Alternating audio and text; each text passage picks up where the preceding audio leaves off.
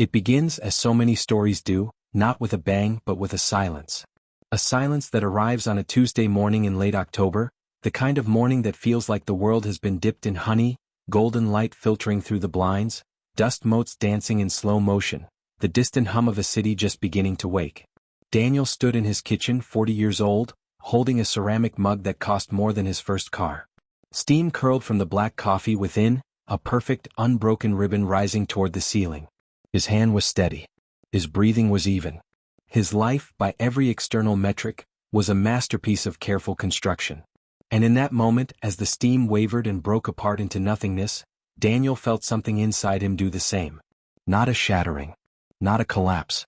Just a quiet, irreversible dissolution. The lesson was arriving. Not the one he'd been taught at 20, the lesson of hustle, of conquest, of building a name. This was different. This was the lesson of subtraction. Of learning what remains when everything you thought defined you is gently, inevitably taken away. At 20, Daniel had believed life was an equation to be solved. Input ambition, output success. Input charisma, output admiration. Input 80-hour weeks, output corner office. He had been handsome in that sharp, unlined way of youth, jaw set with certainty, eyes bright with the conviction that the world existed to be shaped by his will. He carried himself with the loose-limbed confidence of someone who had never truly been tested, who mistook the absence of failure for the presence of wisdom. His 20s were a blur of launches and landings. Launching his career at a boutique marketing firm, landing the big accounts, launching relationships that fizzled like sparklers in the rain, landing in cities he barely remembered the names of. He collected experiences like trading cards. Here's the time he closed the $1 million deal. Here's the time he partied until sunrise in Barcelona. Here's the time he told his father he'd never understand what it meant to build something from nothing. Each experience was a brick laid in the foundation of the man he was becoming. Or so he thought. What he didn't understand then, what he couldn't possibly have understood at 20, was that foundations built on sand still look solid when the sun is shining. It's only when the tide comes in that you discover the truth. The years between 20 and 40 passed not in dramatic leaps, but in incremental accretions. A promotion here. A mortgage there. A wedding ring that felt more like a credential than a covenant. By 35, Daniel lived in a glass and steel apartment overlooking the river, a space so meticulously designed it felt less like a home and more like a showroom for a life he was supposed to be living. His wife, Claire, moved through those rooms like a ghost haunting her own existence, present in body, absent in spirit. They had conversations that were really just parallel monologues about logistics. Whose turn it was to pick up the dry cleaning, whether they should invest in the new market fund, what time the plumber was coming. They made love twice a month with the weary efficiency of colleagues completing a quarterly review. They loved each other, Daniel believed. Or rather, he believed they loved the idea of each other. The successful husband, the elegant wife, the life they had assembled like a high-end furniture kit from a Scandinavian catalog. But the instructions had been missing some crucial pieces from the start, and neither of them had wanted to admit they couldn't make the whole thing stand upright. Then came the Tuesday morning. The silence. The breaking of the steam. It wasn't a heart attack. Not a layoff. Not a phone call bearing tragic news. Those would have been events, dramatic, external, something to rally against or succumb to. This was quieter, more insidious. This was the slow dawning that the life he had built with such ferocious intention was not his own. It was a life designed for a man he had imagined himself becoming at 20. A man who wanted corner offices and status symbols and the quiet admiration of strangers. But somewhere along the way the man had changed while the life remained stubbornly, impeccably the same. The disconnect had been growing for years, a hairline fracture spreading through the foundation. He'd mistaken the symptoms for normalcy, the way he'd stare at his computer screen for 10 minutes without absorbing a single word, the way he'd feel a faint nausea climbing the corporate ladder one more rung, the way he'd started counting the hours until Friday not with anticipation, but with a dull, grinding dread. He called it burnout. Everyone did. His therapist called it stress. His doctor called it high blood pressure. But standing there in his perfect kitchen, watching that ribbon of steam dissolve into nothing, Daniel finally named it for what it was: grief. Grief for a life unlived. Grief for the man he might have become if he'd been brave enough to listen to the quiet voice inside him that had been whispering a different path all along. The catalyst arrived an hour later in the form of an email. Not from his boss. Not from HR. From his younger brother, Mark. A man Daniel had spent 20 years quietly pitying for his lack of ambition. Mark had chosen teaching over finance, a small town over the city, a modest house with a garden over a luxury high-rise. At 20, Daniel had looked at Mark's choices and seen surrender. At 40, reading that email, he felt the first true crack in his armor.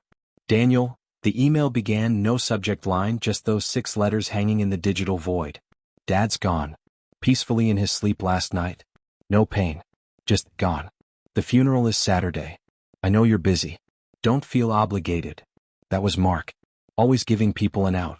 Always assuming his life wasn't important enough to demand presence. Daniel read the words 3 times. His father, vital, stubborn, infuriatingly opinionated, was simply gone. The man who had taught him to ride a bike, who had raged at him for dropping out of law school to chase marketing fads, who had never once said, "I'm proud of you," but had kept every one of Daniel's childhood drawings in a battered cardboard box in the attic. Gone. And the emotion that rose in Daniel's chest wasn't sorrow. Not yet. It was a cold, sharp fury, at the universe for its casual cruelty, at his brother for the understated tone of the email, at himself for the fact that his first thought was not of loss, but of inconvenience. Saturday was the day of the quarterly board presentation. The one he'd been preparing for 3 months. The one that could finally secure him the managing director title. His fingers hovered over the keyboard. He drafted a reply 3 times. The first was professional, regretful. So sorry to hear this. Presentation Saturday. We'll call you after to discuss arrangements. The second was warmer, more human, devastated. We'll move heaven and earth to be there. Tell Mom I'm coming. The third draft he didn't type at all. It existed only as a pressure behind his eyes, a tightening in his throat. I'm coming. Of course I'm coming. What kind of question is that? He sent the first draft. Then immediately deleted it from his sent folder, as if erasing the evidence of his own moral failure would somehow absolve him. He called Claire instead. Mark just emailed, he said when she answered. Dad died last night. There was a pause on the other end. He could hear the faint click of her heels on marble as she walked through their apartment. Oh, Daniel. I'm so sorry. Are you okay? The question hung between them. Are you okay? As if grief were a temporary condition to be managed, like a migraine or a delayed flight. As if the death of a father were just another item on the day's agenda to be processed and moved past. I don't know, he said, and the admission surprised him. I need to go to the funeral.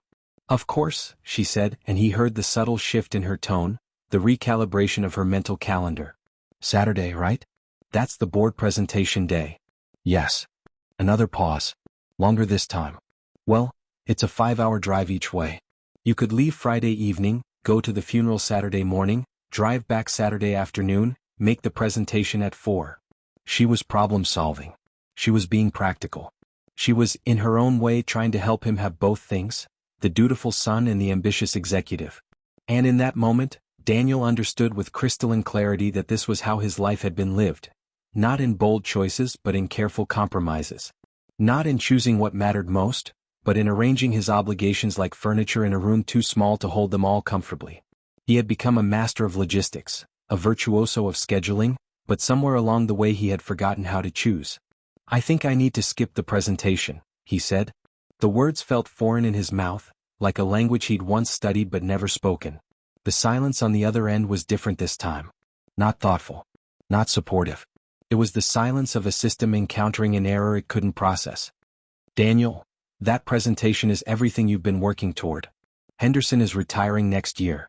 This is your shot. I know.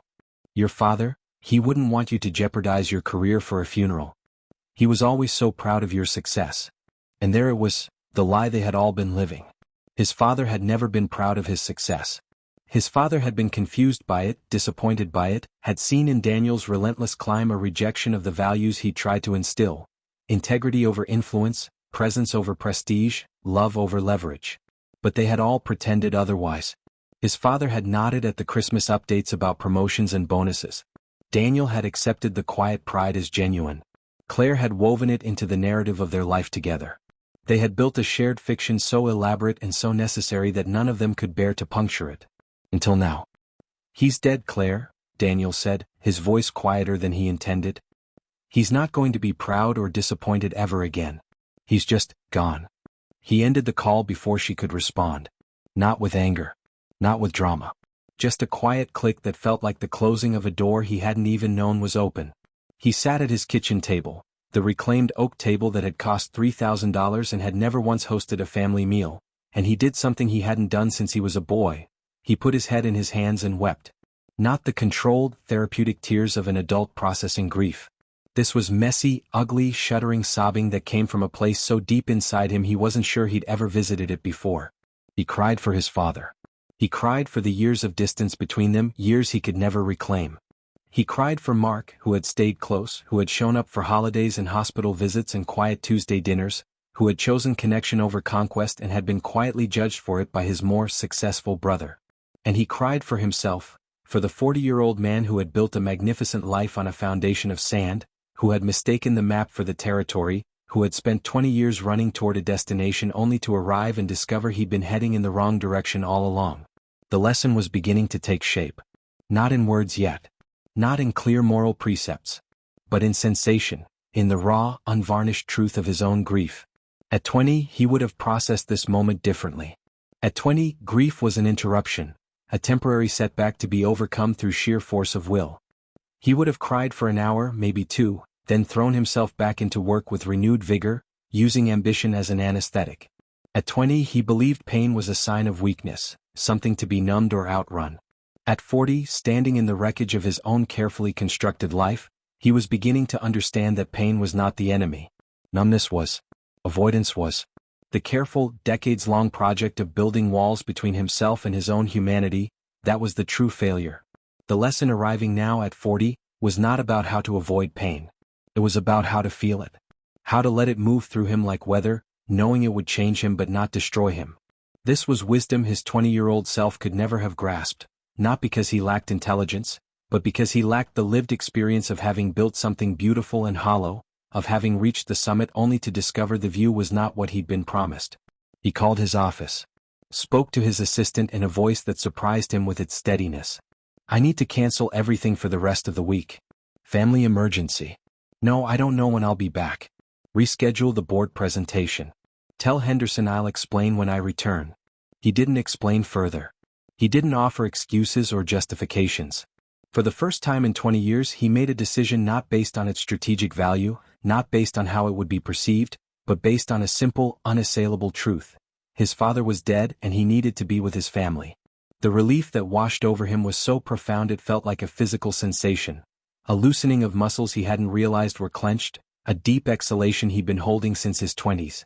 He packed a bag with little thought, jeans, flannel shirts, the worn leather jacket he hadn't worn since before his wedding. He bypassed the suits hanging in his closet like soldiers at attention. As he drove out of the city, the glass towers receding in his rearview mirror, he felt something shift inside him. Not a transformation. Not yet. But a willingness. A willingness to be uncertain. A willingness to be messy.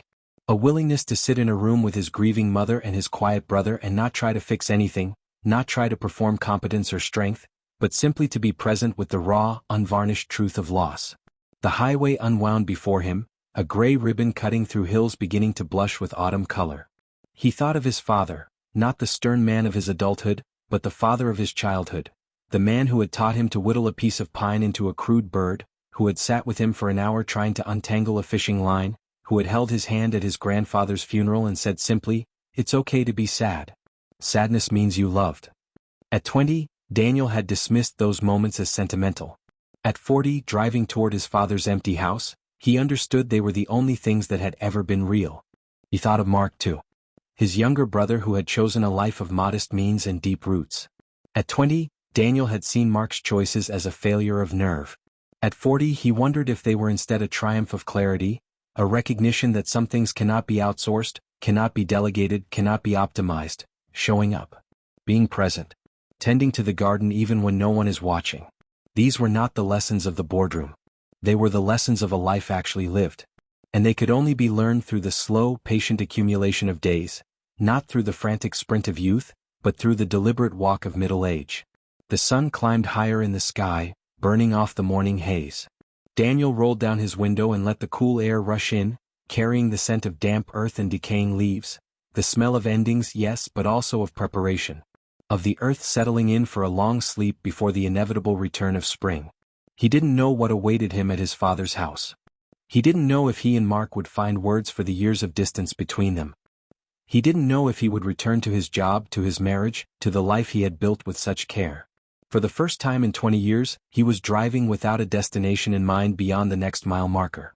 And in that uncertainty, he felt something he hadn't felt since he was a boy, standing at the edge of a forest, not yet knowing what wonders or terrors lay within.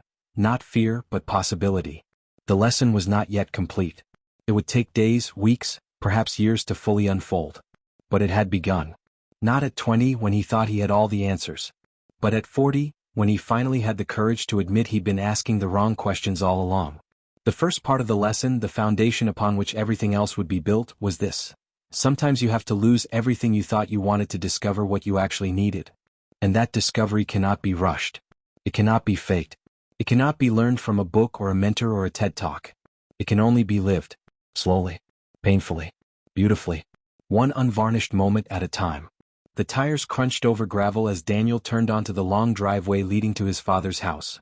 A modest two-story colonial with white clapboard siding that had faded to the color of old bone. It was the same house he'd grown up in, the same house he'd been so desperate to escape at 20. Back then, every room had felt like a cage. The living room with its floral print sofa was a monument to provincial boredom. The kitchen with its avocado green appliances was a testament to his parents' lack of ambition. The backyard with its overgrown maple tree was a prison yard with no hope of parole. He'd counted the days until college, then the days until graduation, then the days until he could move to the city and never look back. At 20, home was not a place of comfort.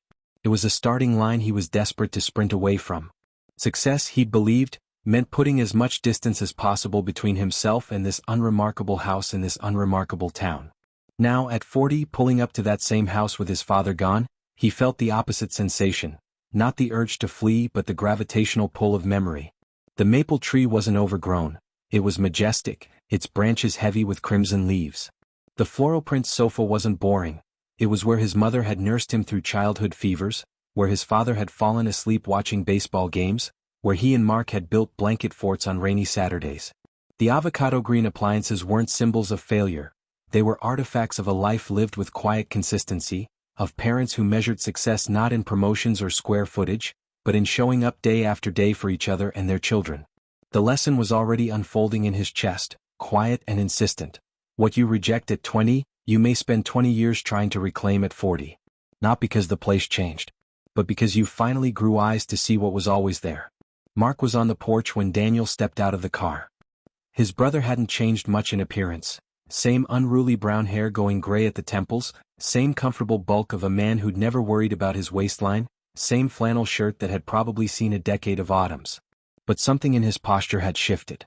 At 20, Mark had carried himself with the slight slump of the perennially underestimated, the younger brother, the less ambitious one, the one who stayed behind while Daniel conquered the world. Now at 36, Mark stood straighter. Not with arrogance. With a quiet rootedness that Daniel recognized instantly as something he himself had never possessed. It was the posture of a man who belonged somewhere. Who was needed. Who had spent 20 years building not a career, but a life. Showing up for parent-teacher conferences, coaching Little League, sitting with his father during chemo treatments, learning the names of his neighbors' children. These were not accomplishments that fit neatly on a resume. But they built a different kind of equity, the kind that shows up in your posture when your father dies. The kind that lets you stand on a porch and simply be present, without performing grief, without managing the optics of loss. "Hey," Mark said as Daniel approached. No hug. No dramatic embrace. Just that single word, weighted with 20 years of complicated history. "Hey," Daniel replied. He stopped at the bottom of the porch steps, suddenly unsure of the protocol. Were they the kind of brothers who hugged now? Had they ever been? At 20, physical affection between them had been limited to awkward backpats after graduations or weddings. At 40, standing in the shadow of their father's death, Daniel felt a desperate, aching need for that contact. But fear held him frozen. What if Mark pulled away? What if the gesture felt performative? What if the distance between them had become too vast to bridge with something as simple as an embrace? Mark seemed to sense the hesitation. He stepped down from the porch, closed the distance between them, and wrapped his arms around Daniel without ceremony. It wasn't a tentative hug. It was firm, sustained, the kind of embrace that said, "I know this is hard. I know we've been distant. None of that matters right now. You're my brother. He's our father. We're here together." And in that moment, Daniel broke, not with sobs this time, but with a shuddering exhale that seemed to release 20 years of carefully maintained distance. He hugged his brother back, and for the first time since receiving the email, he felt something other than numbness or panic. He felt held. They stood like that for a full minute, maybe two, on the gravel driveway of their childhood home, two middle-aged men clinging to each other as the autumn wind stirred the leaves around their feet. No words were necessary. The lesson was already being transmitted through touch, through presence. Connection cannot be outsourced. It cannot be scheduled into a calendar between meetings. It must be tended to, day after day, even when it feels inconvenient or unimportant. Mark had understood this at 20. Daniel was just beginning to grasp it at 40. Inside the house, the air smelled of cinnamon and old wood, a scent so deeply familiar it bypassed Daniel's conscious mind and went straight to some primal part of his memory. His mother was in the kitchen, her back to them as she stirred something in a pot on the stove. She turned when they entered, and Daniel felt a fresh wave of grief, not for his father this time, but for her. Eleanor had always been a small woman, but now she seemed diminished, as if some essential force that had animated her for 68 years had been quietly extinguished. Her eyes, usually so bright with curiosity, were dull with shock.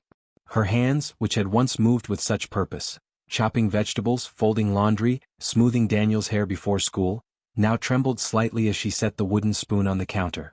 "Daniel," she said, and her voice cracked on his name. "You came." The simplicity of the statement undid him. "You came." Not, "I knew you would." Not, "Of course you'd be here." But, "You came," as if she genuinely wondered whether her successful, busy, important son would make time for this. And in that moment, Daniel understood the quiet tragedy of his choices. He had become the kind of son whose presence at his father's funeral was uncertain. He had built a life so demanding, so all-consuming, that showing up for the people who loved him had become optional rather than essential. At 20 he would have missed this nuance entirely. He would have heard only the surface-level gratitude and felt smugly satisfied with himself for making this sacrifice to attend. At 40, he heard the unspoken question beneath her words. When did I become the son my mother couldn't count on? He crossed the kitchen in 3 strides and wrapped his arms around her. She felt fragile in his embrace, her shoulders narrow beneath his hands. "Of course I came, Mom," he whispered into her hair. "I'm here." She nodded against his chest but didn't speak. After a moment, she pulled back and wiped her eyes with the back of her hand, a gesture so ordinary, so maternal, that it shattered something open inside him. This was his mother. The woman who had stayed up with him when he had strep throat at age 7. Who had driven him to the airport when he left for college, crying silently the entire way. Who had called him every Sunday for 20 years, even when he'd answered with distracted monosyllables because he was busy. She had never stopped showing up for him.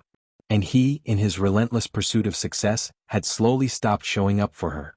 Mark cleared his throat softly from the doorway. "I've got the funeral home on hold for you, Mom. They need a few decisions about the service." Eleanor nodded, straightening her spine with visible effort. "In a minute, sweetheart. Let me just have a minute with Daniel." Mark gave a small, understanding smile and retreated down the hall. Daniel watched him go, struck by the ease between his brother and their mother. The unspoken language of 2 people who had spent years in each other's daily lives.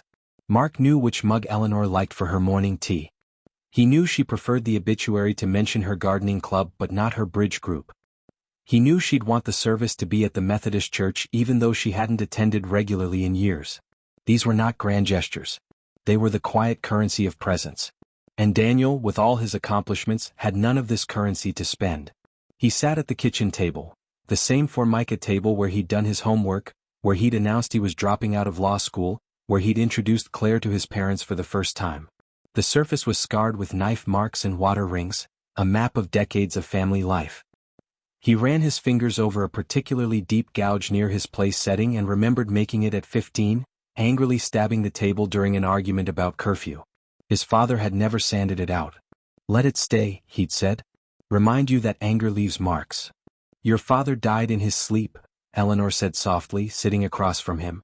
She wrapped her hands around a mug of tea she didn't drink. "No pain.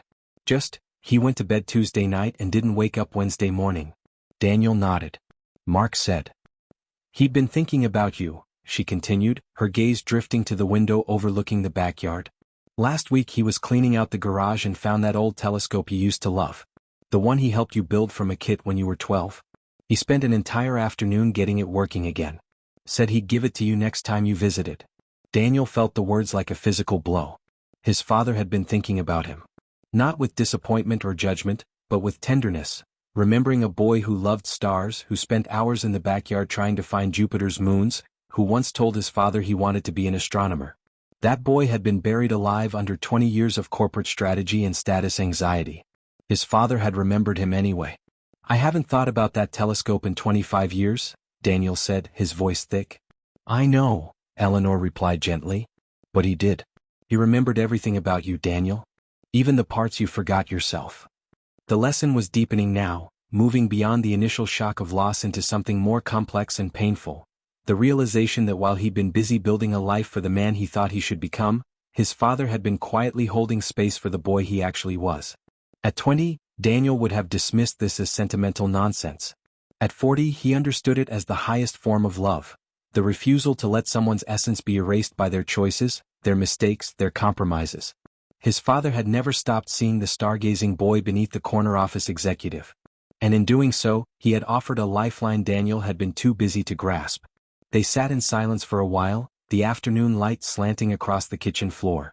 Daniel found himself noticing details he would have overlooked at 20, the way his mother's wedding ring had worn a faint groove into her finger over 45 years, the small crack in the window pane his father had never gotten around to fixing, the stack of library books on the counter, each carefully placed with its due date card visible. These were not signs of a life unlived. They were evidence of a life fully inhabited, a life measured not in milestones achieved, but in moments attended to. Later that evening, after Eleanor had gone to bed and the house settled into the deep quiet of grief, Daniel found Mark on the back porch with 2 glasses of whiskey and a bottle of their father's favorite bourbon. The night was cool, the stars sharp and abundant in the rural sky, no city lights to wash them out. Daniel sat beside his brother on the worn wooden swing, the chains groaning softly under their weight. "He kept this bottle for special occasions," Mark said, pouring 2 fingers into each glass. "I think tonight qualifies."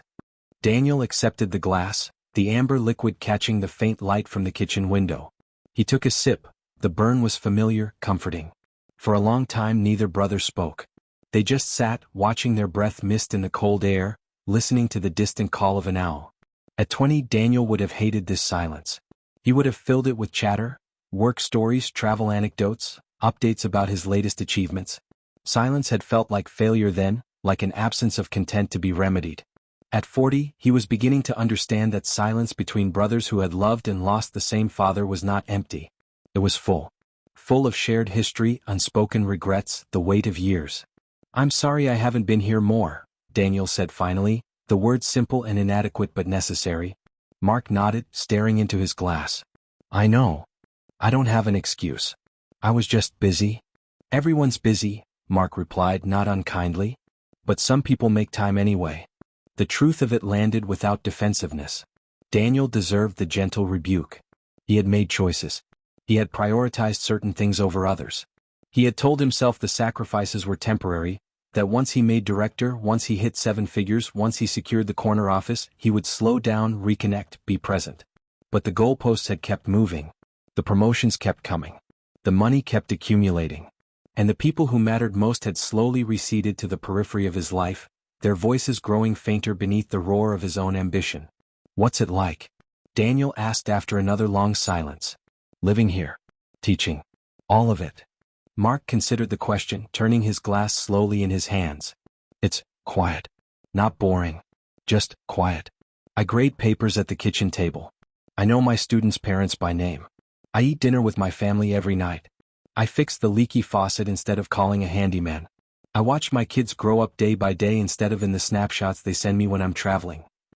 He paused, then added softly, "At 20, I think I was afraid I was settling. Choosing comfort over growth. Safety over adventure. And now I think I confused motion with progress. You can run very fast in a circle and cover a lot of ground without actually going anywhere. I stayed in one place and built something that matters." The words hung between them, not as a judgment but as an observation. Daniel felt their truth resonate deep in his bones. He had been running for 20 years. Running toward promotions, toward status, toward the ever-receding horizon of enough. And what did he have to show for it? A beautiful apartment he rarely spent time in. A marriage grown thin with neglect. A father he hadn't visited in 8 months. A brother he saw twice a year at obligatory holidays. He had accumulated everything and possessed nothing of value. I thought I was building something, Daniel admitted, the confession tasting like ash in his mouth. But I think I was just performing. Performing success for an audience that didn't really exist. Mark nodded slowly. Dad used to say that. Not about you specifically. Just as a general observation. He said people spend their 20s trying to impress strangers and their 40s realizing the strangers didn't matter and the people who did were left waiting in the wings. Daniel felt tears prick at the corners of his eyes.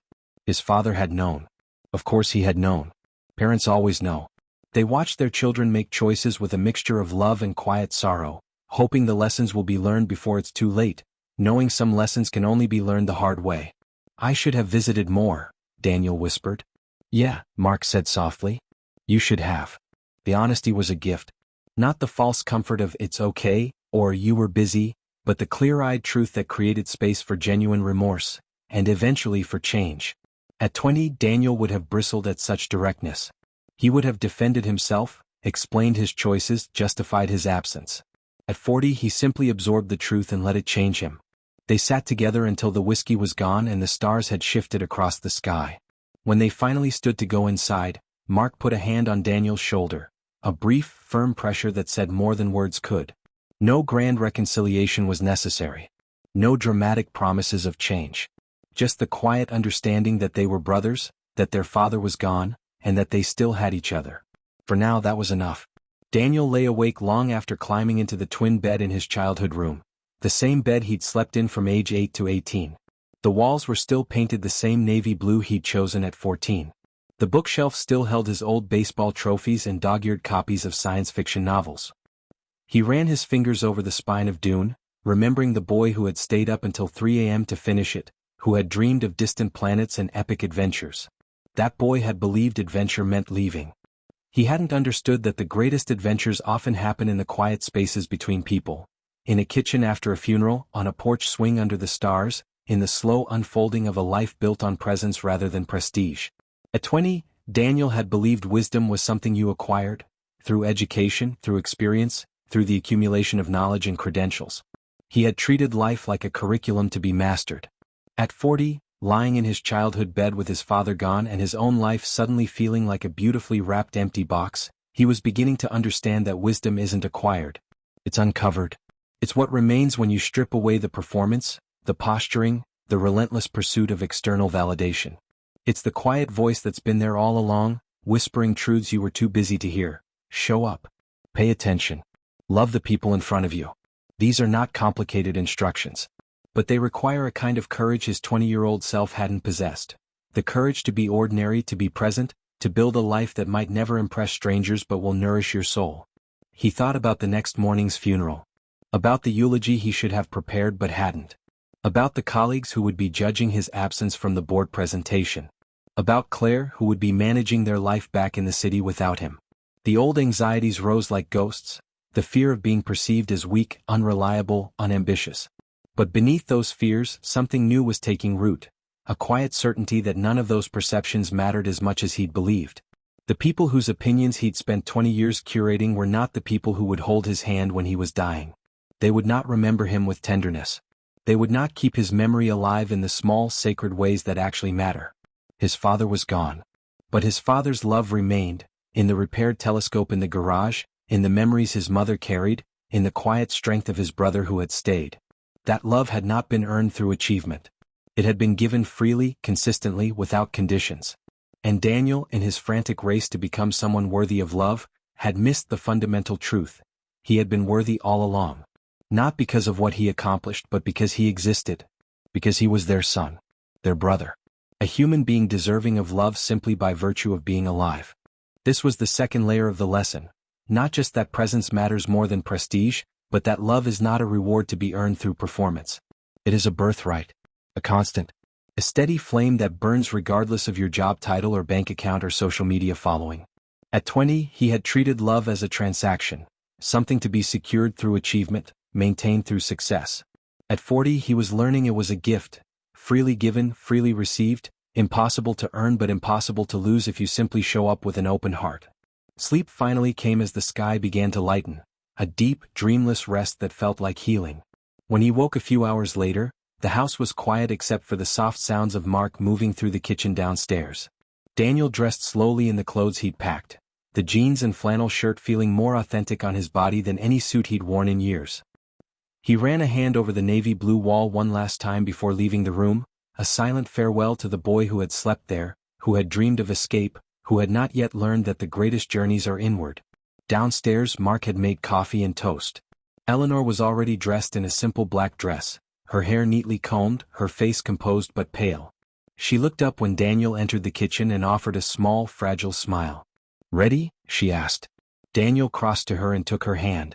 It was cool and slightly rough from decades of work, gardening, cooking, caring for others. He squeezed gently. "I'm ready," he said. And for the first time in 20 years the words were true. Not because he had all the answers. Not because his grief had passed. But because he was finally willing to stand in the truth of his life, the beautiful parts and the broken parts, without trying to optimize, fix, or escape it. The funeral would be hard. The days ahead would be harder. But he was here. Present. Awake. And that, he was beginning to understand, was the only place where real life could be found. As they prepared to leave for the church, Daniel paused in the hallway beside a framed photograph on the wall, a picture of the four of them taken 25 years ago on a beach vacation. His father, tanned and smiling, an arm around Eleanor's shoulders. Mark, lanky and grinning, a towel slung around his neck.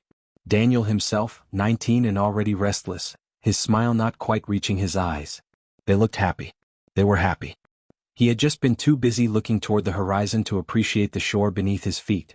He touched the glass covering his father's face in the photograph. "I'm sorry it took me so long," he whispered. Not for the death. For everything that had come before it, the distance, the missed visits, the conversations left unspoken, the love left unexpressed. The apology was too late for his father to hear. But it was not too late for Daniel to change. Not too late to build something real in the time he had left. Not too late to learn the lessons that could only be learned at 40, not because they were complicated, but because they required the humility that only comes after you've built a magnificent house on sand and watched it begin to crumble. The lesson was still unfolding. But its core truth was becoming clear. A life well lived is not measured in what you accumulate but in what you attend to. And attention, the sustained, loving attention to people, to place, to the quiet moments between the milestones, that is the work of a lifetime. It cannot be rushed. It cannot be faked. It can only be learned slowly, patiently, often painfully. Not at 20 when you're too busy building. But at 40 when you finally have the courage to ask, what was I building this for? And who will be there to share it with me when I'm done? The church smelled of beeswax and damp wool, that particular scent of small-town sanctuaries where generations had marked life's passages in the same worn pews. Daniel sat between his mother and brother in the front row, his hands resting on his knees, palms upturned as if waiting to receive something.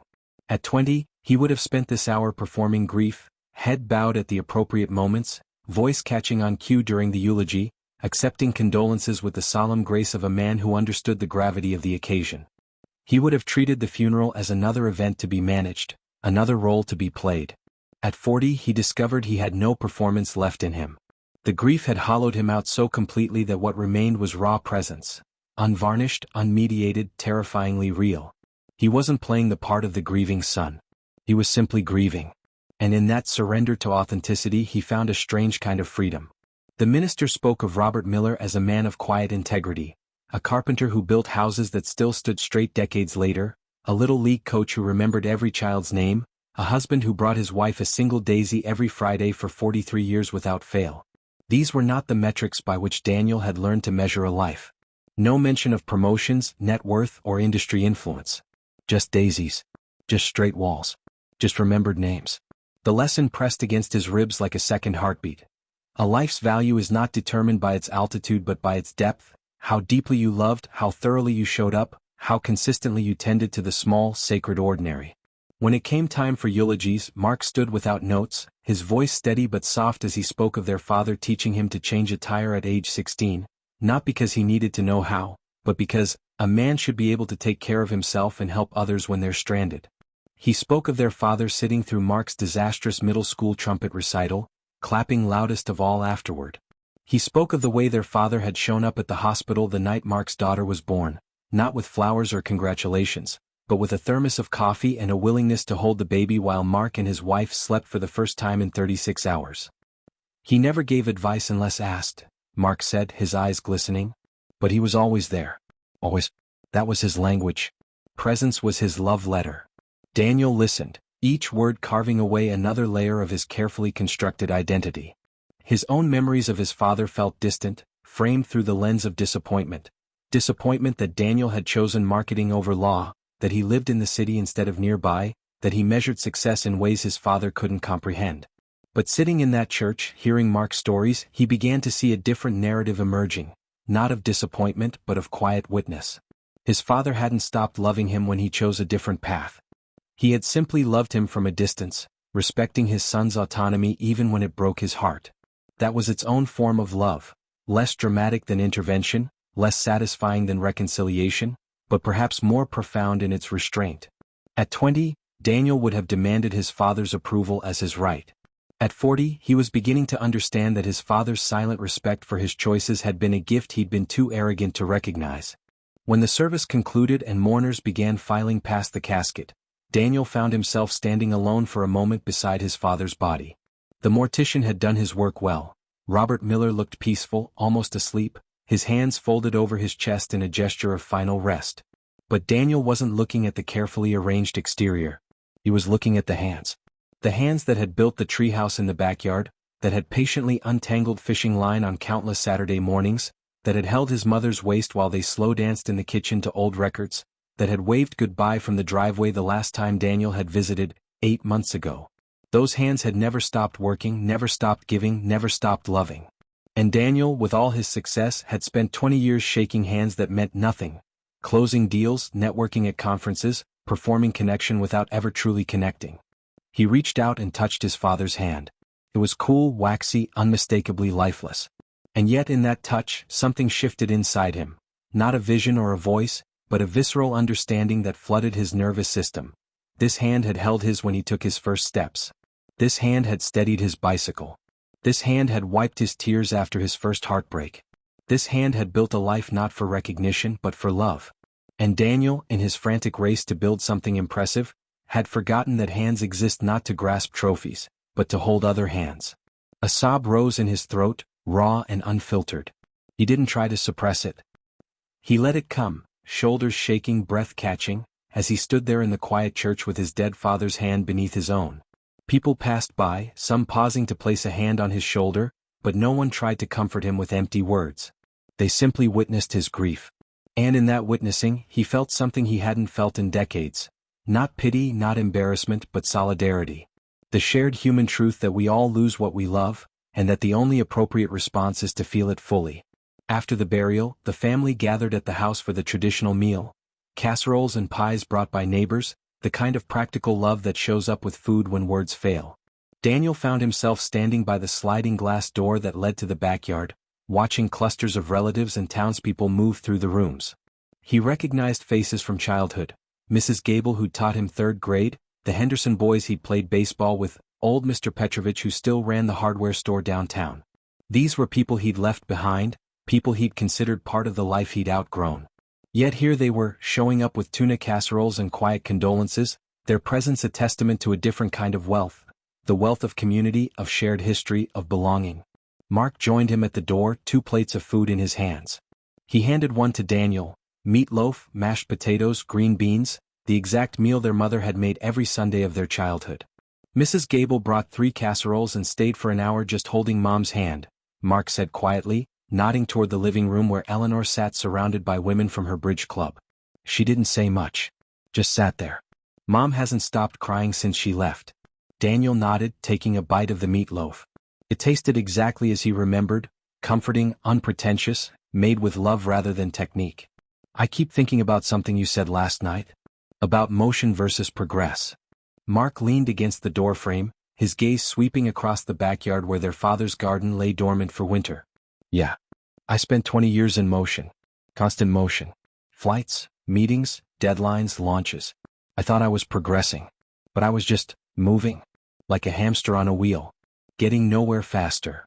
Mark was silent for a moment, watching a squirrel bury an acorn beneath the maple tree. Dad used to say that trees teach us everything we need to know about a good life. They don't rush. They don't compare themselves to other trees. They just put down roots deep enough to weather storms, and branches wide enough to offer shade to others. They grow slowly, deliberately. And after 50 years they're not just trees, they're landmarks. People navigate by them. Daniel followed his brother's gaze to the old maple, its branches skeletal against the gray November sky.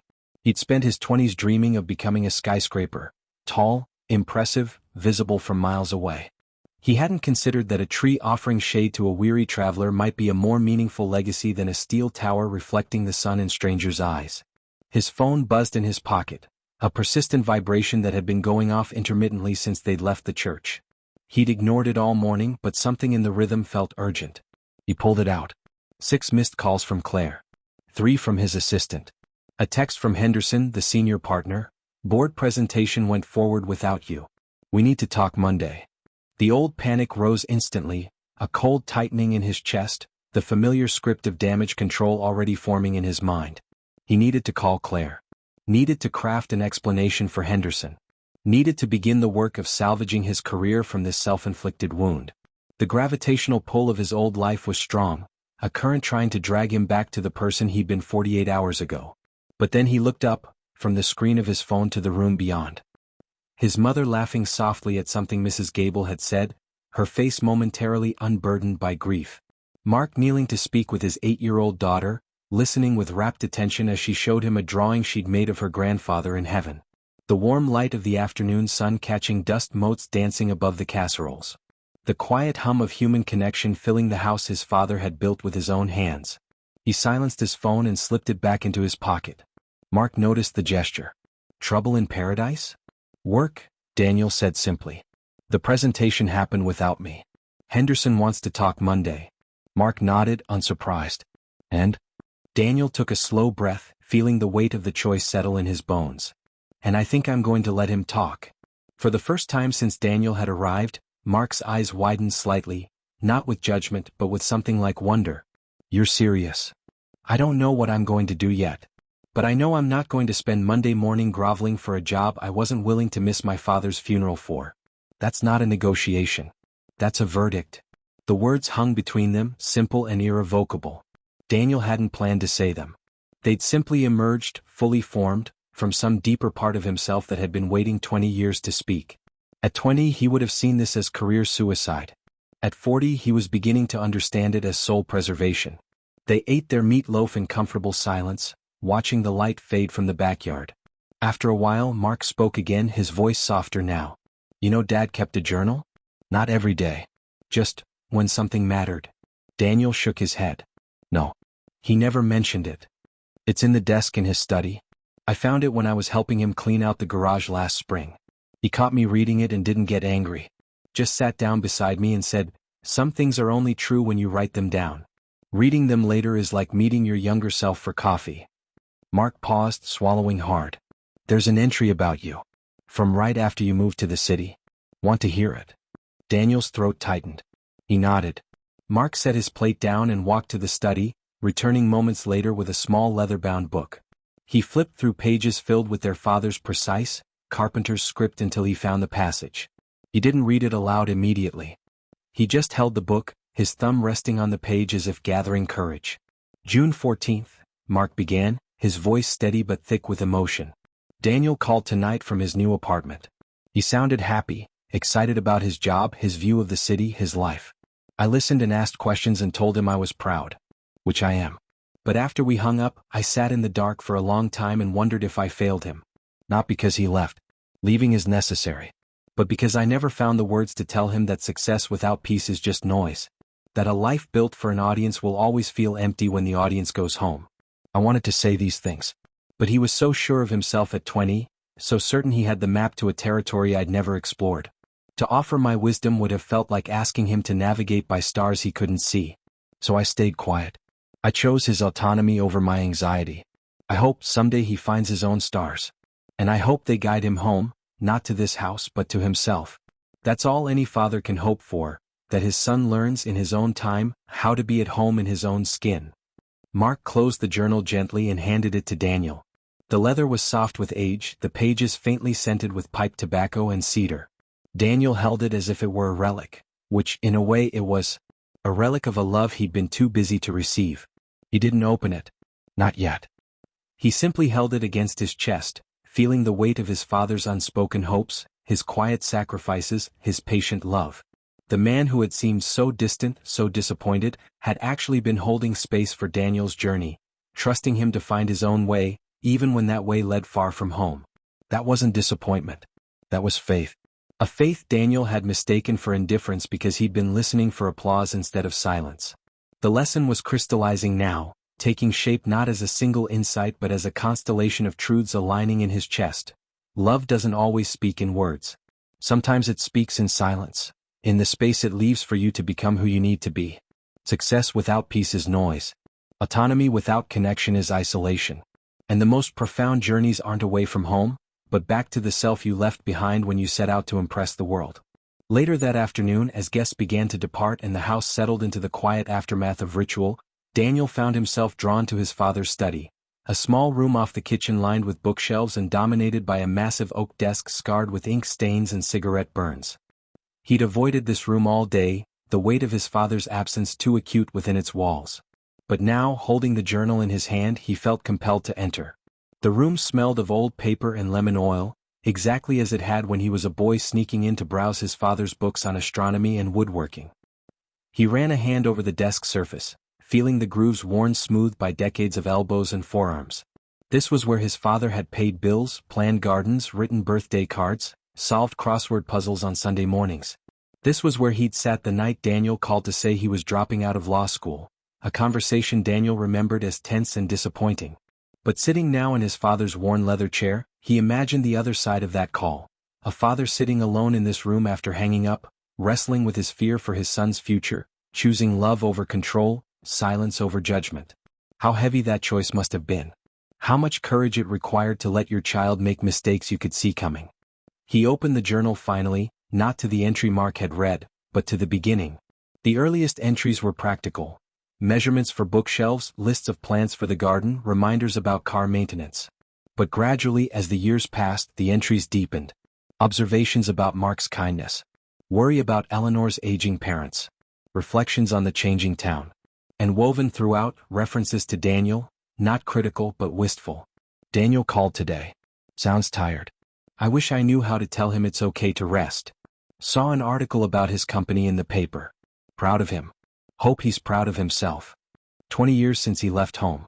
Sometimes I forget the sound of his laugh. Each entry was a thread in a tapestry Daniel had been too distant to see, a father's quiet, consistent love expressed not in grand gestures, but in daily remembrance. At 20, Daniel would have dismissed these as sentimental trivialities. At 40, he understood them as the bedrock of a life, showing up, remembering, holding space. The unglamorous work of love. He was still reading when Eleanor appeared in the doorway, her face softened by fatigue and grief. He wanted you to have that, she said softly, nodding toward the journal. He told me last year after his heart scare. Said if anything happened, give Daniel the journal. Said you'd understand it now. Daniel looked up, tears blurring the careful script on the page. Why now? Why not 10 years ago? Eleanor stepped into the room and sat on the edge of the desk, her hands folded in her lap. Because 10 years ago you wouldn't have been able to receive it. You were still building your fortress. Still proving your worth. A lesson given too early becomes noise. It has to arrive when the student is ready to hear it. She reached out and touched his cheek, her thumb brushing away a tear. Your father understood timing. He knew some lessons can't be taught. They can only be lived into. And that takes time. Sometimes 40 years. The truth of her words settled deep in his bones. He thought of all the advice he'd rejected over the years, not because it was wrong but because he wasn't ready to hear it. His father's warnings about burnout. His mother's gentle suggestions to visit more often. Mark's quiet invitations to slow down.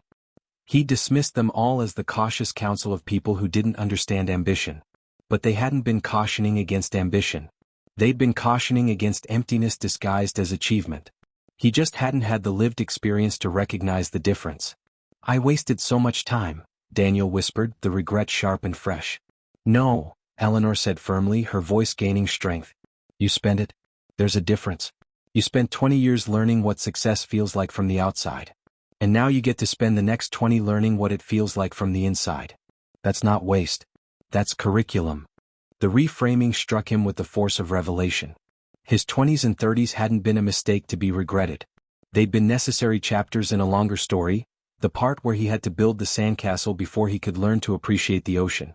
You can't teach a child about impermanence by telling them their sandcastle will wash away. They have to build it, love it, watch the tide take it, and only then do they understand both the beauty of creation and the wisdom of non-attachment. His career, his apartment, his status, they were his sandcastle.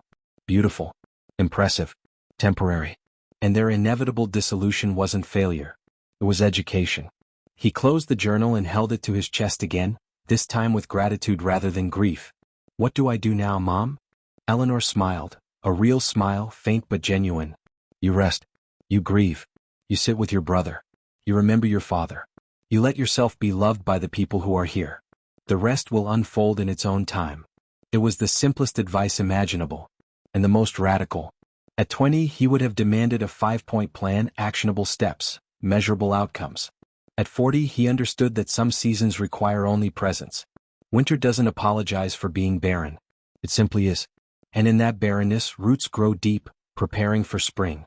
That evening, after Eleanor had gone to bed and the house was quiet except for the ticking of the grandfather clock in the hall, Daniel and Mark found themselves in the garage, drawn there by an unspoken impulse. The garage was a museum of their father's life. Tools hung in precise outlines on pegboard walls, cans of paint labeled in his careful script, shelves of jars containing nails and screws sorted by size. And there, in the corner beside the workbench, stood the telescope. Daniel approached it slowly, running a hand over the metal tube. It was an old Celestron, the kind sold in kit form in the 70s. He remembered the winter they'd built it together. Him at 12, his father patiently explaining how to align the mirrors, how to calculate magnification, how to find Polaris on a clear night. They'd spent hours in this very garage, surrounded by the smell of sawdust and oil, their breath misting in the cold air as they assembled something that would let them touch the stars. It works, Mark said from behind him. I tested it last night. The optics are still good. Daniel nodded, his throat tight. He adjusted the focus knob. It turned smoothly just as it had 30 years ago. His father had spent his final afternoon restoring this instrument, not for himself, but for the son who loved stars but had forgotten how to look up. The gesture was so characteristic of the man, quiet, practical, profoundly loving. No grand declaration. Just a repaired telescope waiting in the corner for a boy who had become a man who had forgotten he was once a boy who loved stars. Help me set it up? Daniel asked.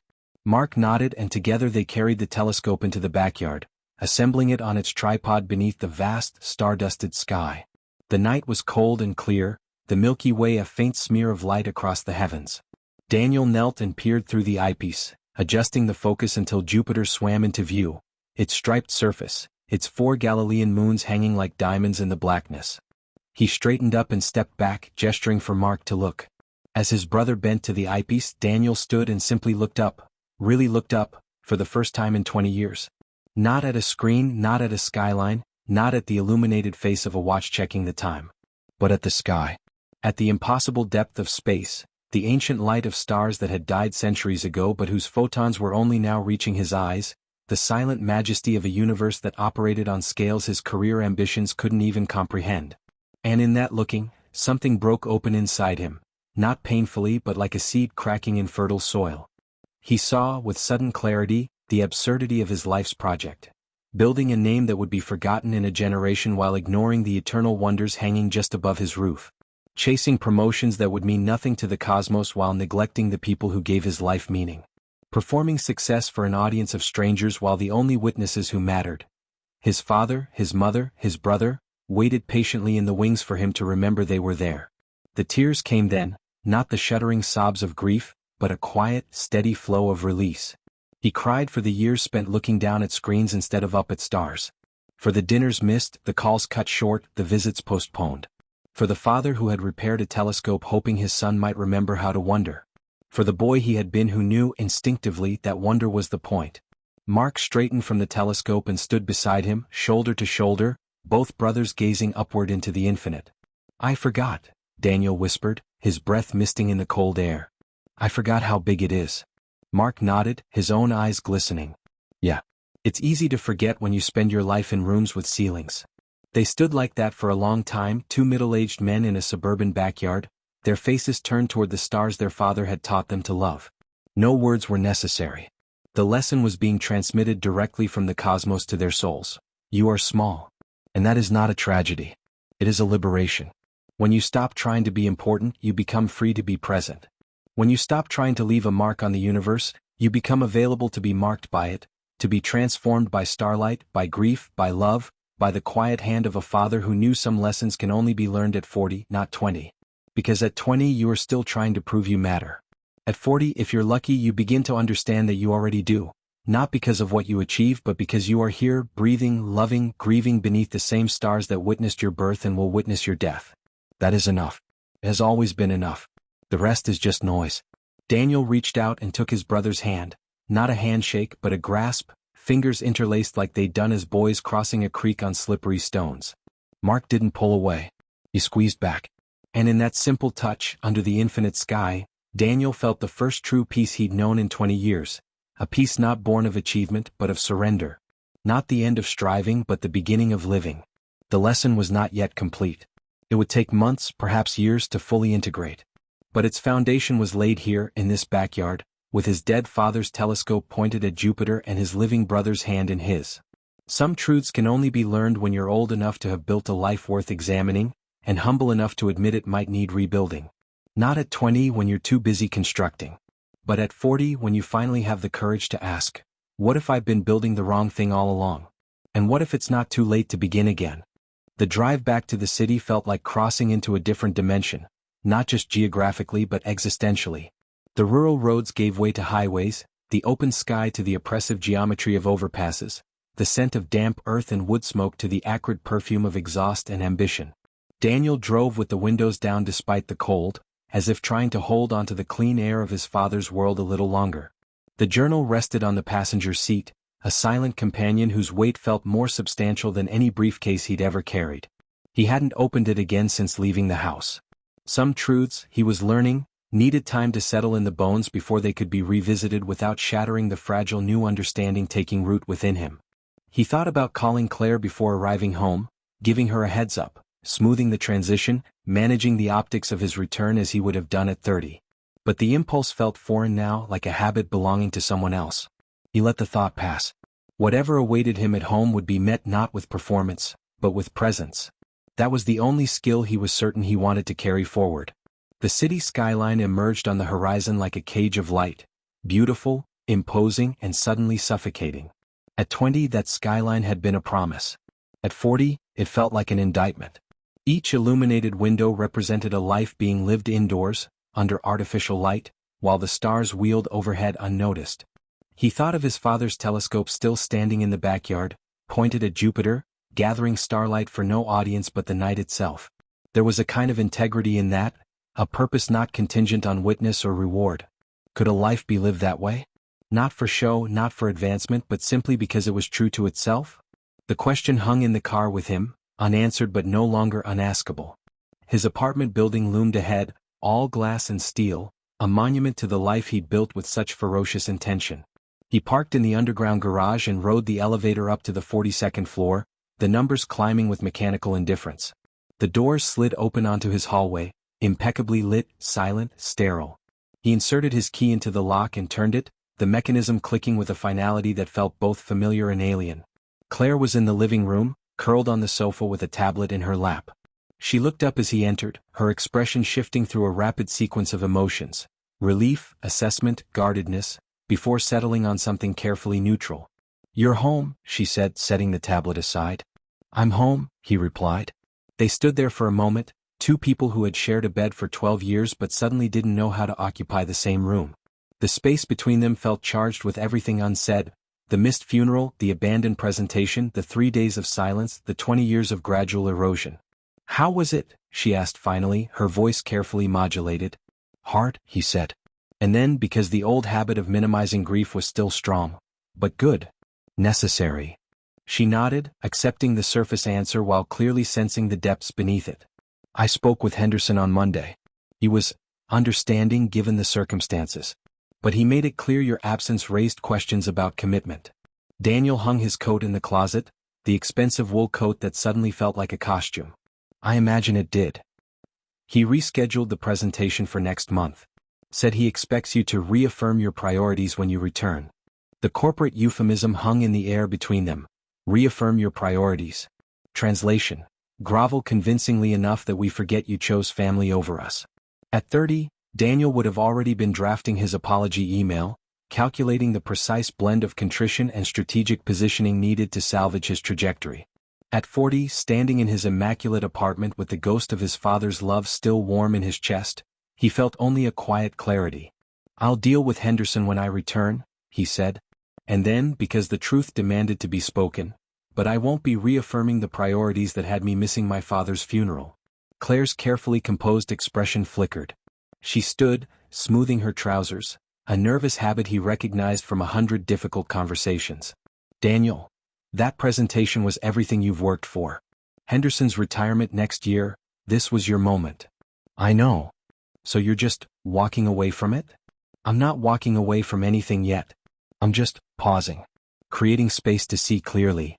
Space. Her voice tightened slightly. We have a mortgage on this apartment. We have retirement accounts to fund. We have lives built on your income, Daniel. Space is a luxury we can't afford. The words landed not as an attack but as a mirror, showing him the architecture of the life they'd built together. Beautiful, precarious, and entirely dependent on the continued performance of a role he was no longer certain he wanted to play. At 20, he would have heard only the practical concerns and doubled down on his commitment to provide. At 40, he heard the fear beneath her words, the fear of instability, of loss, of a future suddenly uncertain because the foundation had shifted without warning. I'm not suggesting we walk away from our responsibilities, he said gently. I'm suggesting we examine whether the life we've built actually sustains us. Or whether we've been so busy maintaining its appearance that we forgot to ask if it makes us happy. Claire stared at him as if he'd spoken in a foreign language. Happy? Daniel, we're not children. We're adults. Happiness isn't the point. Stability is. Security is. Building a life that can withstand hardship, that's the point. Is it? The question emerged softly without challenge. Because my father had neither financial security nor professional prestige by our standards. He was a carpenter who never made more than $70,000 a year. And he died peaceful. At home. Surrounded by people who loved him. While I... He paused, searching for words that wouldn't wound but would convey truth. While I have everything we were taught to want. And I stood in my kitchen 3 days ago feeling like a ghost in my own life. The admission hung between them, raw and unvarnished. Claire's shoulders slumped slightly, not in defeat, but in the release of a performance she'd been maintaining for years. She walked to the floor-to-ceiling window and looked out at the city lights, her reflection superimposed over the glittering grid below. I feel like a ghost too, she whispered, so softly he almost didn't hear her. The words struck him with the force of revelation. He crossed the room and stood beside her, not touching, just sharing the view, the same view he'd once considered a trophy, now revealed as a cage of his own making. When did it start? He asked. The ghost feeling. She was silent for a long time, her gaze fixed on some distant point in the cityscape. I don't know. Gradually. After the first few years here. After we stopped having dinner together because your meetings ran late. After I stopped telling you about my day because you'd stopped really listening. After we started planning our lives around your promotions instead of, I don't know, instead of joy. She turned to face him, her eyes glistening. I became a supporting character in your ambition story, Daniel. And somewhere along the way I forgot I was supposed to be the protagonist of my own life. The truth of her words resonated with his own awakening. They hadn't grown apart because they stopped loving each other. They'd grown apart because they'd both agreed, without ever discussing it, to subordinate their humanity to the project of success. They'd become collaborators in a beautiful lie, curating a life that looked enviable from the outside while starving the parts of themselves that actually needed nourishment, connection, presence, meaning. I'm sorry, he said, and the words carried the weight of 20 years of absence. I'm sorry I let my ambition become the center of our universe. I'm sorry I made you feel like a supporting character. That was never my intention. I know, she said softly. But intention isn't the same as impact. The lesson deepened again, not just about his relationship with his father but with his wife, with himself. At 20, he would have heard her words as criticism to be defended against. At 40, he heard them as diagnosis, a clear-eyed assessment of a shared illness that could only be healed through mutual honesty. The work ahead wouldn't be about fixing each other. It would be about rediscovering each other beneath the layers of performance, expectation, and quiet resentment that had accumulated over 2 decades. They ordered takeout that night, something they hadn't done in years, always preferring the carefully curated meals from their building's private chef service. They ate on the sofa with the coffee table between them, chopsticks digging into cardboard containers of pad thai and spring rolls. And for the first time in memory they talked without agenda. Not about schedules or logistics or future plans. Just talked. Claire told him about the novel she'd been secretly writing for 3 years, a historical fiction piece set in 1920 Shanghai that she'd hidden in a password-protected file on her laptop, ashamed to admit she wanted something beyond her role as the wife of a rising executive. Daniel told her about the telescope in his father's backyard, about standing under the stars with Mark, about the quiet terror and exhilaration of realizing he'd built a life that didn't fit him anymore. "I used to want to be an architect," Claire admitted, pushing a shrimp around her container with her chopstick. "Before I met you. Before I decided marrying a high-potential man was a more stable career path than drafting blueprints." Daniel felt a fresh wave of grief, not for what he'd lost, but for what they'd both sacrificed on the altar of conventional success. "We were so busy building a life that looked successful we forgot to build one that felt alive." She nodded, a single tear tracing a path down her cheek. "What do we do now?" "I don't know," he admitted. "But I know we can't go back to how things were. Not after this." The next morning, Daniel returned to the office, not with a plan but with a commitment to presence. He walked through the glass doors of Sterling and Croft and felt none of the usual surge of pride or anxiety. Just observation. He noticed the way his assistant's shoulders tensed when he approached, anticipating demands, corrections, the subtle power plays that had defined their relationship for years. He noticed the hollow cheer of the open-plan workspace, the forced camaraderie of colleagues who would vanish from each other's lives the moment someone was laid off. He noticed the art on the walls, expensive abstract pieces chosen by a corporate consultant to convey innovation and disruption, but which actually conveyed nothing at all. He went directly to Henderson's office, bypassing the ritual of checking emails first, of preparing his talking points, of steeling himself for battle. He simply walked in when the senior partner's assistant nodded him through. Henderson stood as Daniel entered, a tall, silver-haired man whose posture still carried the athletic grace of the college quarterback he'd been 40 years earlier. His office was a museum of success, framed degrees, photos with celebrities and politicians, a custom desk that cost more than Daniel's first car. "Daniel," Henderson said, extending a hand. "Good to see you. Tough time. Family first, of course." The words were gracious, but Daniel heard the subtext. Family first, but not at the expense of us. There was a ledger being kept, and Daniel's absence had created a deficit that would need to be repaid. "Thank you for your understanding," Daniel said, taking the offered hand but not sitting when gestured toward the guest chair. "I appreciate you rescheduling the presentation." Henderson's smile tightened almost imperceptibly. He was a man accustomed to controlling rooms, to having people sit when invited, to maintaining the subtle hierarchies that kept organizations running smoothly. Daniel's refusal to perform the expected deference registered instantly. "Of course," Henderson said smoothly. "We all have moments when personal obligations intervene. The question is whether those moments become patterns." He gestured again to the chair. "Sit. Let's discuss how you plan to re-engage." Daniel remained standing. "I'm not sure I plan to re-engage in the same way." The words landed like a stone dropped into still water. Henderson's carefully composed expression didn't break, but something shifted behind his eyes, a recalibration, a reassessment of the man standing before him. "Interesting," Henderson said after a pause. "Care to elaborate?" Daniel took a slow breath. This was the moment he'd spent 20 years preparing for, not this exact conversation, but the kind of high-stakes negotiation where careers were made or broken. At 30, he would have crafted his words with surgical precision, balancing honesty with strategic positioning, leaving room for retreat if needed. At 40, he found himself speaking from a place deeper than strategy, a place that valued truth over outcome. "I spent 3 days with my family after my father died," Daniel began, his voice steady. "I watched my brother, who I've quietly judged for 20 years for choosing a modest life in a small town, hold our mother together with a strength I don't possess.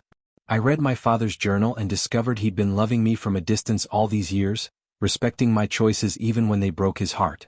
I stood under the stars with a telescope he'd repaired for me and realized I'd spent 20 years looking down at screens instead of up at the sky. He paused, meeting Henderson's gaze directly. I'm not the same man who left this office last Tuesday. And I'm not sure the work we do here, the work I've dedicated my life to, still fits who I'm becoming. Henderson was silent for a long moment, steepling his fingers beneath his chin. When he spoke, his voice was quieter, stripped of its usual performative warmth. Daniel, you're 40 years old. You have a mortgage, a lifestyle to maintain, a reputation in this industry. These awakenings, they're lovely, poetic even, but they don't pay bills. They don't secure retirements. They don't build legacies. The words were not unkind. They were, in their own way, honest, the honest counsel of a man who had made his own choices decades ago and built a life on their foundation. Henderson wasn't villainous. He was a product of the same system that had shaped Daniel. A system that equated survival with compromise, meaning with metrics, life with logistics. I know, Daniel said softly. I've spent 20 years believing exactly that.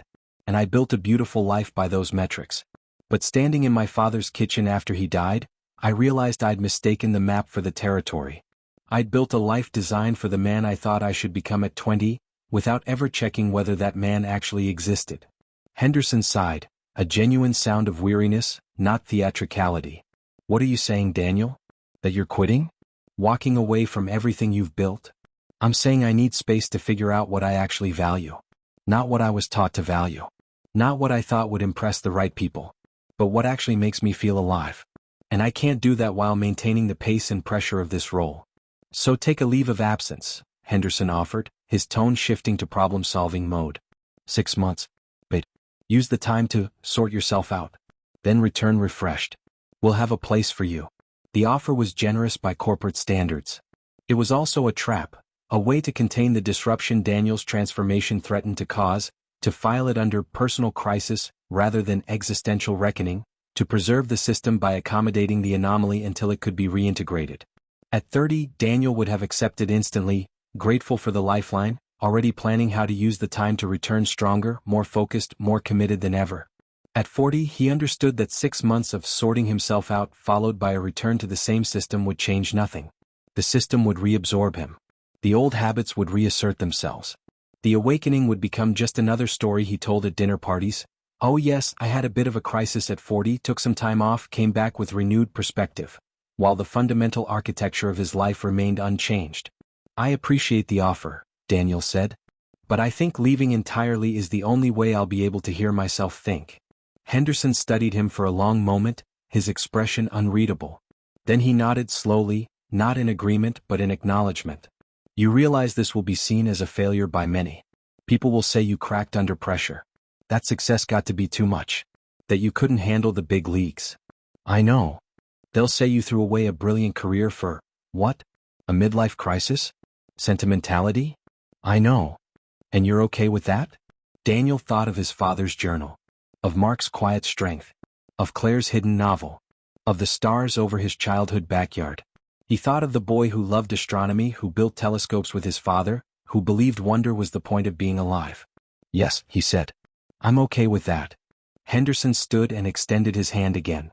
This time the gesture carried a different weight, not the handshake of a superior to a subordinate, but of one man to another, acknowledging a choice he didn't understand but respected nonetheless. Then I wish you well, Daniel. Truly. And if you ever change your mind, the door is open. Thank you, Daniel said, shaking the offered hand. For everything. He left the office without clearing out his desk. He'd send someone for his things later. He rode the elevator down to the lobby and walked out into the city streets without looking back. The sun was bright, the air crisp with approaching winter. He took a deep breath, really deep, filling his lungs completely for the first time in years, and felt something shift inside him. Not a transformation. Not yet. But a commitment.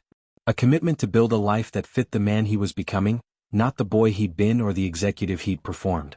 A commitment to presence over prestige, connection over conquest, authenticity over approval.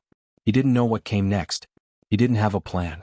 He had only the journal in his bag, the memory of stars in his bones, and the fragile but growing certainty that some lessons can only be learned at 40, not because they're complicated, but because they require the humility that comes from having built something beautiful and hollow, and having the courage to admit it's time to build something real instead. The path ahead would not be easy. There would be financial uncertainty, social judgment, moments of doubt so profound they would feel like drowning. But for the first time in 20 years, Daniel was walking toward something rather than away from it. Toward authenticity. Toward connection. Toward a life that might never impress strangers but would finally nourish his soul. And that, he was beginning to understand, was the only kind of success that survived the grave. The first month was the hardest, not because of the practical challenges, though those were real enough. The silence in the apartment was the true adversary. For 20 years, Daniel's life had been a symphony of noise. The ping of incoming emails, the ring of his phone, the hum of conference calls, the chatter of colleagues, the constant low-grade anxiety of deadlines looming like storm clouds on the horizon. He had mistaken that noise for aliveness. Without it, the silence felt like emptiness. Like failure. Like the void that opens when you step off a treadmill that's been moving so fast you forgot you were the one powering it all along. He spent the first week wandering the apartment like a ghost, picking up objects and setting them down without purpose. He tried reading but couldn't focus beyond a paragraph. He tried watching films but found the narratives trivial compared to the seismic shift occurring within him. He even opened his laptop once, navigating to his work email out of habit, only to close it again when the inbox loaded, a torrent of messages that no longer had claim on his attention. The person who would have written those replies, who would have crafted those strategic responses, who would have performed that particular version of competence, was gone. And the man who remained didn't yet know what to do with his hands, his hours, his suddenly unoccupied mind. Claire watched him with a mixture of concern and curiosity. She'd taken a leave of absence from her own job, a quiet act of solidarity he only discovered when he found her laptop closed on the kitchen counter one morning, a stack of printed manuscript pages beside it. She'd begun working on her novel in earnest, claiming the dining room table as her writing space. They existed in the apartment like two planets in a newly formed solar system, still finding their orbits, occasionally colliding in moments of friction or tenderness, but no longer revolving around the absent sun of Daniel's career. One evening, about 10 days in, the silence became unbearable. Daniel found himself standing at the window, staring at the glittering grid of the city below, feeling the old pull, the seductive whisper that he was making a catastrophic mistake, that he was throwing away everything he'd built for a feeling, a moment of weakness, a sentimental fantasy about stars and telescopes. The fear was visceral, a cold knot in his stomach. At 20, he would have obeyed that fear instantly, called Henderson, apologized, begged for his job back, framed the whole episode as a needed reset before redoubling his commitment to the climb. The machinery of his old life was still there, waiting to reabsorb him. All he had to do was reach for it. Instead, he picked up his father's journal from the coffee table where it had lived since his return. He hadn't read it since that night in the garage under the stars. Now he opened it to a random page, his eyes falling on an entry dated 15 years earlier. Mark called today upset about a parent who yelled at him after a school play. Said he questioned whether teaching was worth the heartache. I told him what my father told me when I wanted to quit carpentry after a client refused to pay. Work isn't about avoiding pain. It's about choosing which pain you can live with. The pain of compromise or the pain of integrity. The pain of others' disappointment or the pain of your own. There is no painless path. Only the question of which wounds you're willing to carry to your grave. Daniel read the passage 3 times, the words settling into his bones like rain into parched earth. His father hadn't promised a painless life. He'd promised only the dignity of choosing your suffering. And in that moment, Daniel understood the fundamental choice before him. The pain of returning to a life that no longer fit, the slow death of the soul that comes from betraying your own truth, or the pain of uncertainty, of financial risk, of social judgment, of building something new from the ground up. Both paths held suffering. But only one held the possibility of wholeness. He closed the journal and walked to the dining room where Claire sat surrounded by pages of her manuscript. She looked up, her expression guarded. "I'm scared," he said simply. No performance. No justification. Just truth. She set down her pen. "Me too. What if we're making a mistake? What if we already made the mistake, and this is the correction?" The question hung between them, not as an answer but as a reframe. They had been viewing his resignation as a departure from the right path. What if it was actually a return? What if the real mistake had been the 20 years spent building a life that starved their souls while feeding their egos? "I want to try something," Daniel said after a long silence. "Not a plan. Just an experiment." Claire nodded, waiting. "I want to spend the next 3 months doing only what feels true. Not what's practical. Not what's strategic. Just true." If that means sitting in silence for a week, we sit in silence. If it means you writing all day while I figure out what to do with my hands, we do that. If it means driving to my mother's house for no reason other than to sit on the porch with Mark, we do that. No agenda. No outcome. Just presence. Claire studied him for a long moment, her eyes searching his face for the executive she'd married, the man who lived by 5-year plans and quarterly metrics. She didn't find him. And instead of fear, what surfaced in her expression was something like relief. Yes, she said softly. Let's try that. The experiment began the next morning, not with a grand gesture, but with a simple act. Daniel made breakfast. Not the smoothies he'd grabbed on his way out the door for 20 years, not the avocado toast delivered by the building's concierge service. Actual breakfast. Eggs scrambled slowly over low heat. Toast buttered while still warm. Coffee ground fresh and brewed in a French press he'd bought on a whim years ago and never used. He set the plates on the table, real plates, not takeout containers, and called Claire to eat. They ate without screens. Without discussing logistics. Without planning the day ahead. They simply ate, and in the spaces between bites, they began to rediscover each other, not as partners in a success project, but as two human beings sharing a meal. Claire told him about a character in her novel who reminded her of her grandmother. Daniel described the way the light hit the river that morning as he'd walked to the grocery store for eggs. Small things. Ordinary things. The very things he'd spent 20 years too busy to notice. That afternoon, on an impulse he didn't question, Daniel took the subway to a hardware store in a working-class neighborhood far from his usual haunts. He wandered the aisles, the smell of sawdust and metal oil triggering a deep cellular memory, and purchased a set of basic woodworking tools. A hand plane, a set of chisels, sandpaper and various grits, a small saw. He didn't know what he would build.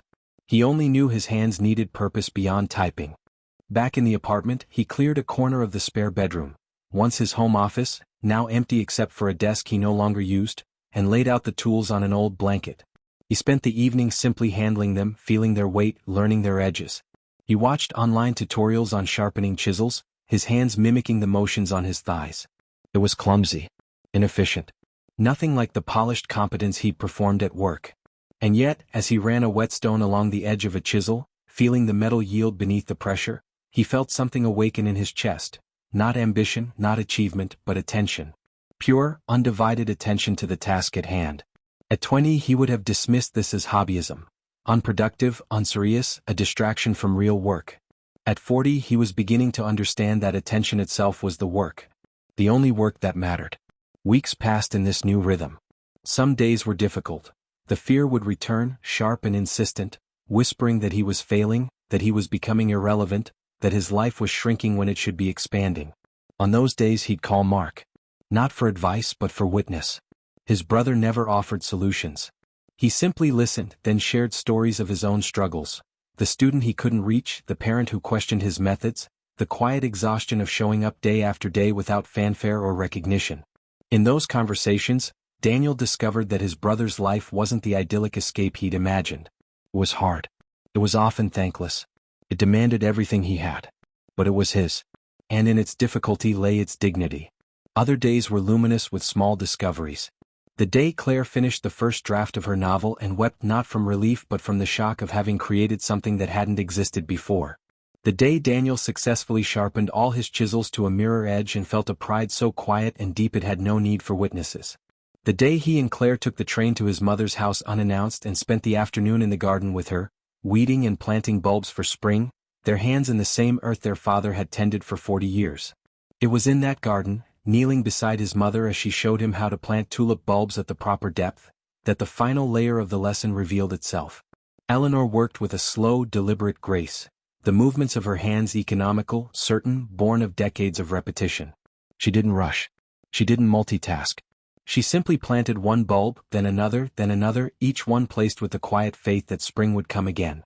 "You know," she said without looking up from her work, "your father used to say that gardens teach you everything about time. You can't rush a seed.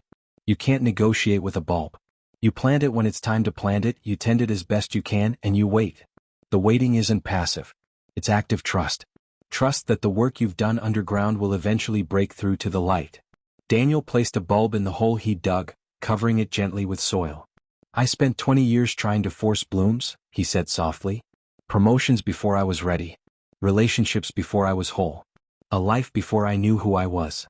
Eleanor patted the soil around her bulb smooth. And now I'm learning to wait. To trust the underground work. To believe that what's growing in the dark will eventually find the light. She looked at him then, really looked at him, and he saw in her eyes not the pride he'd spent decades chasing, but something deeper, recognition. She saw him. Not the executive, not the disappointment, not the prodigal son returned. Just him. Daniel. Her son. Finally home in his own skin. The season turned. Winter settled over the city with a quiet ferocity, snow blanketing the streets, the river freezing at its edges, the world slowing to a contemplative pace. Daniel and Claire decided to spend Christmas with Eleanor and Mark's family, a choice that would have been unthinkable a year earlier, when holiday schedules were negotiated like corporate mergers, when family time was a line item on a calendar to be optimized for maximum efficiency. They arrived on Christmas Eve to a house filled with the smells of roasting turkey and pine boughs, with children's laughter echoing through rooms that had once felt too small for Daniel's ambitions. He helped Mark string lights on the tree, their shoulders bumping companionably as they worked. He sat with his mother in the kitchen as she rolled out pie crusts, her hands dusted with flour, her stories of Christmases past flowing like a gentle river. He played board games with his nieces and nephews, losing deliberately but with genuine joy, his laughter ringing true in a way it hadn't in years. That night, after the children had been put to bed and the adults gathered around the fireplace with mugs of cider, Mark brought out their father's telescope. They carried it into the backyard, the snow crunching beneath their boots, the cold air sharp in their lungs. The sky was clear, the stars brilliant against the velvet blackness. Daniel knelt at the eyepiece and focused on Orion's belt, 3 diamonds hanging in the infinite dark. When he straightened, he found Claire beside him, her breath misting in the cold air, her eyes wide with wonder. "I've lived in this city my whole life," she whispered. "I don't think I've looked at the stars since I was a child." Daniel took her hand, lacing his fingers through hers. "Me neither." They stood like that for a long time, 2 adults rediscovering wonder beneath the same sky that had witnessed their births, their heartbreaks, their quiet transformations. No words were necessary.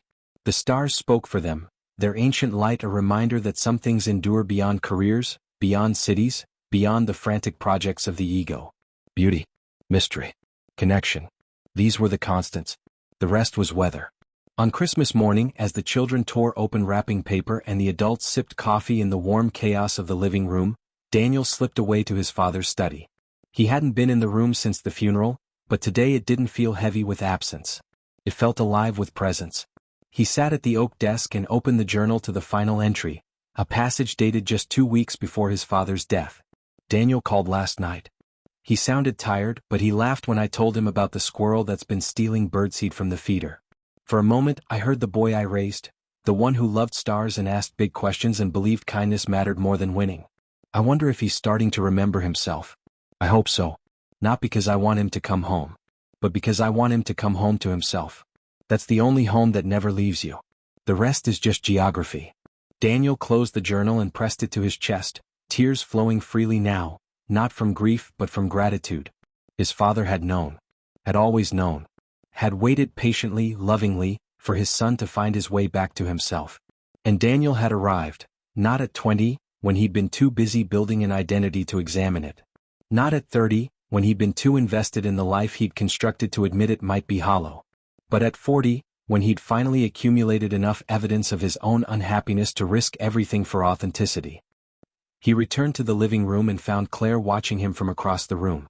She saw the tears on his face, the journal in his hands, the peace in his posture. She didn't ask questions. She simply held out her hand. He crossed the room and took it, sitting beside her on the sofa as his nieces showed off new toys and Mark argued good-naturedly with his wife about whose turn it was to clean up wrapping paper. Later that afternoon, as the light faded and the family prepared a feast in the kitchen, Daniel found himself alone on the back porch, watching the snow begin to fall again, fat, silent flakes drifting down like blessings. He thought about the boy he'd been at 20, so certain, so driven, so convinced he had the map to a territory he'd never actually explored. That boy hadn't been wrong to dream big. He'd simply been too young to know that the biggest dreams aren't about scale or impact or legacy. They're about fidelity, to your own heart, to the people who love you, to the quiet voice that whispers truth beneath the noise of the world. He thought about the man he'd become at 40, not through sudden transformation, but through slow unraveling and patient rewinding. A man who had learned that success without peace is noise. That presence is the highest form of love. That some lessons can only be learned after you've built a beautiful cage and finally found the courage to open the door. The snow fell thicker now, blanketing the garden where tulip bulbs slept underground, waiting for their season. Daniel breathed deeply, the cold air filling his lungs, his body, his soul. He was not fixed. He was not finished. He was simply becoming, day by day, choice by choice, moment by moment. And that, he understood now, was the point. Not to arrive at some perfected state, but to remain awake to the unfolding. To show up for your life while you're living it. To love the people in front of you more than the possibilities beyond them. He stepped back inside, closing the door against the cold. The house was warm, filled with the smells of dinner and the sounds of laughter. Claire looked up from setting the table and smiled at him, a real smile, unguarded, alive. Mark clapped him on the shoulder as he passed, a silent acknowledgement of shared history and hard-won peace. His mother sat in her favorite chair, her hands folded in her lap, her face softened by contentment.